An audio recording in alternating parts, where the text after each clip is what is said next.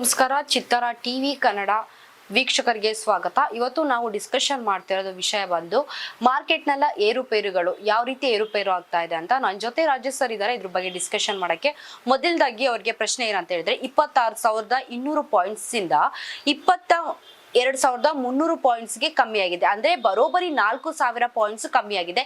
ಇದಕ್ಕೆ ಏನ್ ಕಾರಣ ಇರಬಹುದು ಅನ್ನೋದು ಮೊದಲನೇ ಪ್ರಶ್ನೆ.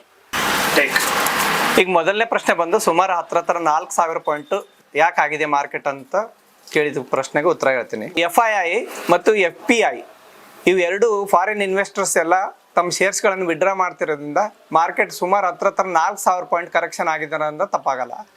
ಇದರಲ್ಲಿ ಬಂದು FII ನಿರಂತರವಾಗಿ ತಮ್ಮ ಶೇರ್ಸನ್ನು ವಿಡ್ರಾ ಮಾಡ್ತಾ ಇರೋದ್ರಿಂದ ಈಗ ನಿಫ್ಟಿ 22,300ಕ್ಕೆ ಬಂದು ನಿಂತಿದೆ. ಅದು ಸರಿಸುಮಾರಾಗಿ 26,200 ಇದ್ದಿದ್ದಂಥ ನಿಫ್ಟಿ 4,000 ಪಾಯಿಂಟ್ ಕರೆಕ್ಷನ್ ಆಗಿ 15% ಹತ್ರ ಕರೆಕ್ಷನ್ ಆಗಿ 22,300ಕ್ಕೆ ಬಂದು ನಿಂತಿದೆ ಅಂತ ತಪ್ಪಾಗಲ್ಲ. ಇದರಲ್ಲಿ ಮೇಜರ್ ಆಗಿ ಬಂದು FII ಪಾತ್ರನೇ ದೊಡ್ಡದು ಅಂತ ಹೇಳ್ಬೋದು. ಸರ್, ಈಗ ಎರಡನೇ ಪ್ರಶ್ನೆ ಬಂದು ನಿಮ್ಗೆ ರಷ್ಯಾ ಮತ್ತು ಉಕ್ರೇನ್ ವಾರ್ನಿಂದ ಗ್ಲೋಬಲ್ ಮಾರ್ಕೆಟ್ ಅಲ್ಲಿ ಏನಾದ್ರೂ ಪರಿಣಾಮ ಬೀರ್ತಾ ಅನ್ನೋದು ಸರ್ ಎರಡನೇ ಪ್ರಶ್ನೆ ನಿಮ್ಗೆ. ಗ್ಲೋಬಲ್ ಮಾರ್ಕೆಟ್ ಮೇಲೆ ಪರಿಣಾಮ ಬೀರುತ್ತಿದೆಯಾ ಅಂದ್ರೆ Russia Ukraine war global market ಅಲ್ಲಿ ಪರಿಣಾಮ ಬಿದ್ದಿದೆಯಾ ಅಂತ ಅನ್ನೋದು ಒಂದು ಪ್ರಶ್ನೆ. ಕರೆಕ್ಟಾ? ಈಗ ರಷ್ಯಾ ಯುಕ್ರೇನ್ ವಾರ್ ಆಲ್ಮೋಸ್ಟ್ ಈಗ ಮುಗಿದು ಎಂಡ್ ಆಗ್ತಾ ಇದೆ. ಸೊ ಅದರಲ್ಲಿ ಆದ ಕಾರಣ ಒಂದು ಇಂಡಿಯನ್ ಮಾರ್ಕೆಟ್ ಸ್ವಲ್ಪ ಮಟ್ಟಿಗೆ ಚೇತರಿಸ್ಕೊಳ್ತಾ ಇರ್ಬೋದು ಅಂದ್ರೆ ಏನು ತಪ್ಪಾಗಲ್ಲ, ಚೇತರಿಸ್ಕೊಳ್ಳುತ್ತೆ. ಈಗ ಮುಂದೆ ಆದ್ರೂ ಇನ್ನ 1,000 ಪಾಯಿಂಟ್ ಹತ್ರ ಕರೆಕ್ಷನ್ ಬಂದ್ರು ಬರಂತ ಫ್ಯೂಚರ್ ಅಲ್ಲಿ ಮಾರ್ಕೆಟ್ ಅಲ್ಲಿ ಈಗ ಇನ್ವೆಸ್ಟ್ ಮಾಡೋರಿಗೆ ಒಂದು ಒಳ್ಳೆ ಸಮಯ ಅಂತ ಹೇಳಿದ್ರೆ ಏನ್ ತಪ್ಪಾಗಲ್ಲ. ಮೂರನೇ ಪ್ರಶ್ನೆ ಬಂದು USA ಅಲ್ಲಿ ಟ್ರಂಪ್ ಅಧಿಕಾರಕ್ಕೆ ಬಂದ್ಮೇಲೆ ಅಂದ್ರೆ USA ಅಲ್ಲಿ ಟ್ರಂಪ್ ಅಧಿಕಾರಕ್ಕೆ ಬಂದ್ಮೇಲೆ ಮಾರ್ಕೆಟ್ ಏನಾದ್ರೂ ಡೌನ್ ಆಗಿದ್ಯಾ ಅನ್ನೋದು.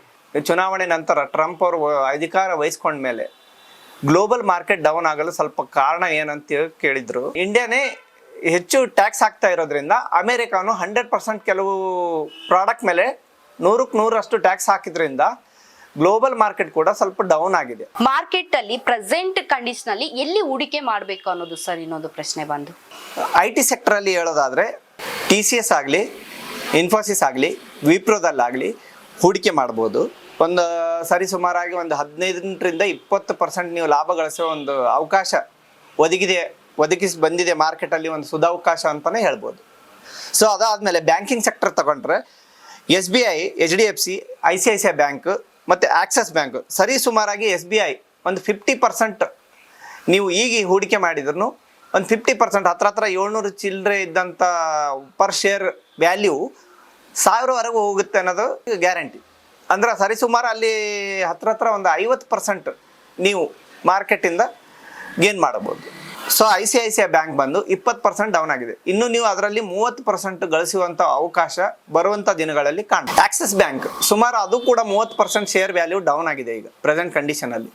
ಅದರಲ್ಲಿ ಕೂಡ ನಿಮ್ಗೆ ಹತ್ರ ಏನಿಲ್ಲ ಅಂದ್ರೂ ಒಂದು 50% ನೀವು ಬೆನಿಫಿಟ್ ತಗೊಂಡು ಪ್ರಾಫಿಟ್ ಗಳಿಸ್ಕೋವಂಥ ಒಂದು ಮಾರ್ಕೆಟ್ ಬರುವಂಥ ದಿನಗಳಲ್ಲಿ ನೀವು ಮಾರ್ಕೆಟಲ್ಲಿ ಕಾಣ್ಬೋದು. ಈ ವಾರದ ಮಾರ್ಕೆಟ್ ಬಗ್ಗೆ ಸೆನ್ಸೆಕ್ಸ್ ಮತ್ತು ನಿಫ್ಟಿ ಬಗ್ಗೆ ಒಂದು ಸಣ್ಣ ಮಾಹಿತಿ ಕೊಟ್ಟಿದ್ದೆವು.